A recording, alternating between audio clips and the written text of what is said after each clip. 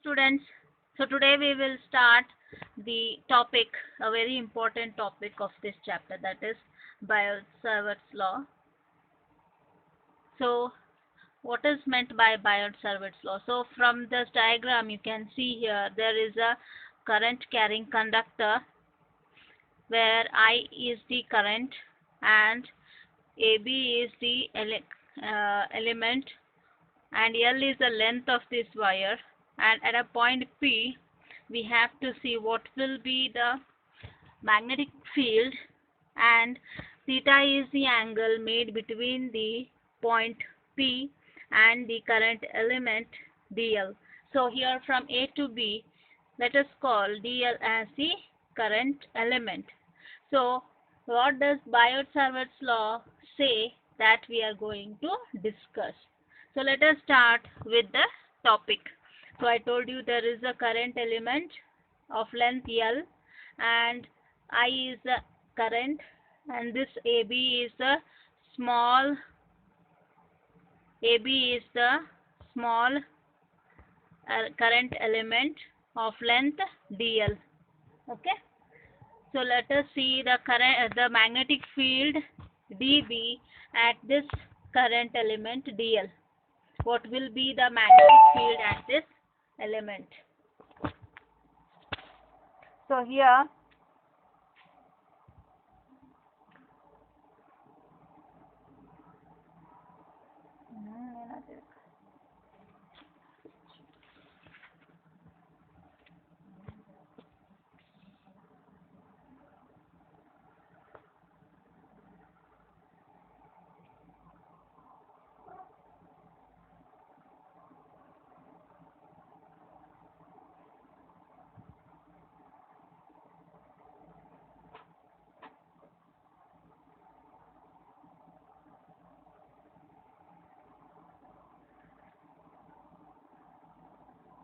so let us go to the next slide.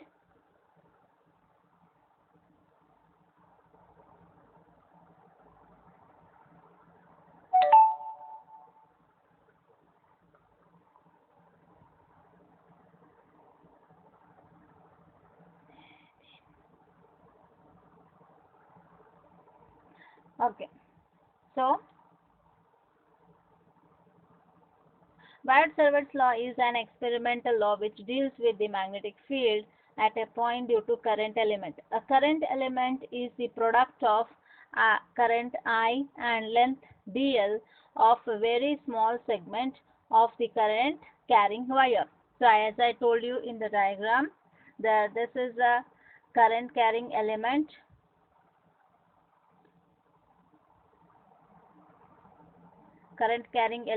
and small wire, and there is a small element AB of length dl.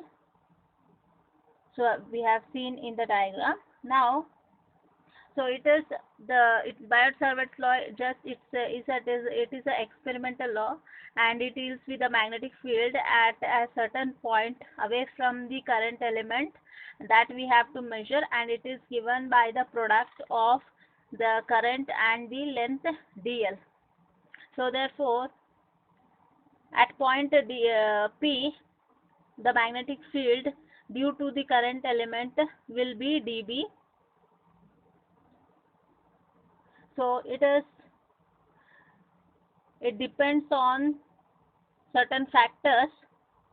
The magnetic field depends on the certain factors, that is, it is directly proportional to the strength of the electric current I, and it is directly proportional to the length dl, and directly proportional to sine of the angle between them, that is theta, that is the distance from the current element and the element. Okay, and it is inversely proportional to the square of the distance between the point and the current element. Okay, so let us see how the equation comes to be in picture. So here the equation is given by IDL equal to dB is proportional to IDL sine theta by r square, and dB is equal to k, and this proportionality constant is taken as k, that is k into I dl sine theta by r square, where k is the constant, and it is given by k equal to, it is not visible, I will write here, k is equal to, it is mu naught by 4 pi. Okay, it is taken as mu naught by 4 pi, that is equal to, the value comes to be as 10 raised to minus 7. So here it is 10 raised to minus 7. So where k is the absolute permittivity. So the what is meant by k is given by, it is the proportionality constant to the magnetic field with respect to the current element I. Okay, so now let us see, mu naught is nothing but 4 pi into 10 raised to minus 7 Tesla, or it is meter per ampere, Tesla meter per ampere. It is called the absolute permittivity of free space or vacuum. So dB is given by mu naught by 4 pi I dl sine theta by r square. So in vector form we can write it as dB is so this is the constant mu naught by 4 pi I dl vector cross r vector by r cube. Okay, so this is the cross product. So when there is a cross product we get this result. So from the result we are taking into cross product, this is vector form I dl into r by r cube. So it is in the direction perpendicular to the plane, then plane containing dl and r vector.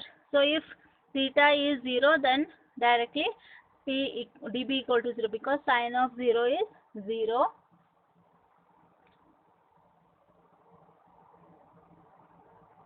Therefore, so here that means if there is no point P, and if there is no if we don't want to determine any magnetic field, then theta will be 0, and therefore magnetic field will also be 0. So magnetic field at any point on thin current carrying conductor itself is 0. So thank you for watching. Please subscribe to my channel and see the upcoming topics so that it will be clear for you. Thank you.